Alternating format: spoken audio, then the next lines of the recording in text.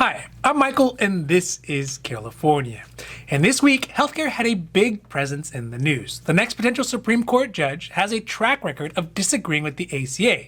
Biden brought out the president's efforts to repeal Obamacare in their debate, and the president announced that he joined the millions of Americans who have physically been affected by the pandemic. Healthcare has been a major sticking point in the minds of both Democrats and Republicans since the beginning of this election. President Trump has long promised but made little progress to reform U.S. healthcare and bring about TrumpCare since the beginning of his term, neither repealing nor replacing the ACA. This topic strikes especially close to home since we here at Carelifornia are intimately aware of the benefits and the shortcomings of the ACA, since helping people get coverage through the ACA exchanges, Medicaid and Medicare is our steady daytime job. So today we are going to talk about what are some of the things that the president has done to affect the ACA, what TrumpCare so far looks like, and what the president intends to do to replace Americans' healthcare. Now this is your 5-minute healthy dose, so let's make this quick. But before we do that, if you like this information, if you find it interesting, if you find it helpful, please don't forget to like and subscribe. That way you can get updates when our newest and most informative videos become available. Since even before the beginning of the Trump presidential campaign, President Trump has promised that he would overturn the Affordable Care Act that was put into place by his predecessor, President Obama, and replace it with his own version, TrumpCare. So far, in his first term, he hasn't really made any substantive progress in doing either. In light of the current pandemic and the economic downturn, we may actually be very lucky that he has not succeeded in his goal. The only successful attack that the president has had this far is to change the tax penalty in some states to $0, which, let's be clear, is not really a repeal. And he has definitely not put any sort of replacement in place. Keep in mind, in some states like California, they still have a penalty of a minimum of $750 for adults who don't have health coverage for the full year. This could change, though, once his current nominee for the vacant Supreme Court seat, Amy Coney Barrett, takes the bench and likely votes in favor of the Texas lawsuit against the ACA.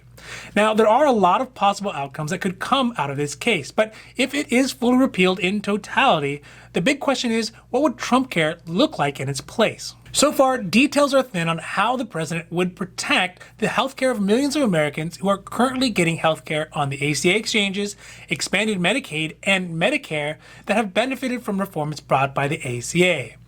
Trump has promised, quote, "We are going to have insurance for everybody, and everybody is going to be taken care of," end quote.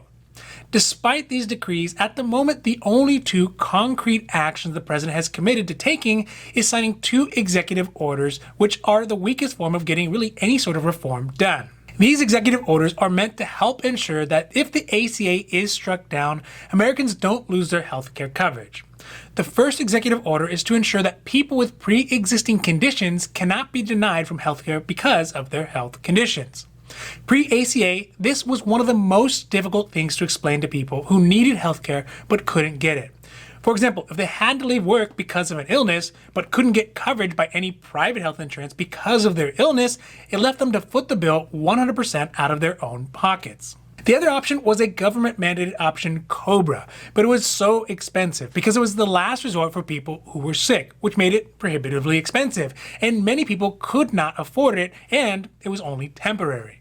So without the ACA to provide financial assistance monthly, families with incomes of up to $100,000 a year for a household of 4, even if they couldn't be denied because of their health conditions, simply wouldn't be able to afford the coverage. This is the problem with the executive order that guarantees people coverage regardless of their health conditions, but doesn't help them to pay any of the increased cost. The second order is a very interesting executive order that will force drug companies to sell their medications to the US at the same cost as they do the lowest cost country, so like Canada or Europe.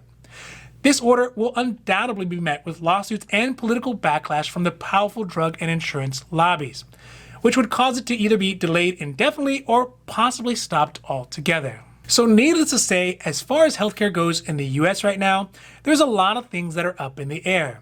If the new makeup of the Supreme Court strikes down the ACA, it could be in part or possibly in whole. But either way, this would throw the American healthcare system and the lives of millions of Americans who are using it right now into complete disarray. This is more true now than ever before, with so many people unemployed who no longer have their health coverage through their work. Without the ACA, and even if Trump does put through his 2 executive orders, it's going to leave huge populations of the most vulnerable people in this country without the medical care they need to survive and to thrive. Now, this has been your 5-minute healthy dose, and I hope that you found it interesting or helpful or at least useful. And if you did, please don't forget to like and subscribe. That way you can get updates when our newest and most informative videos become available.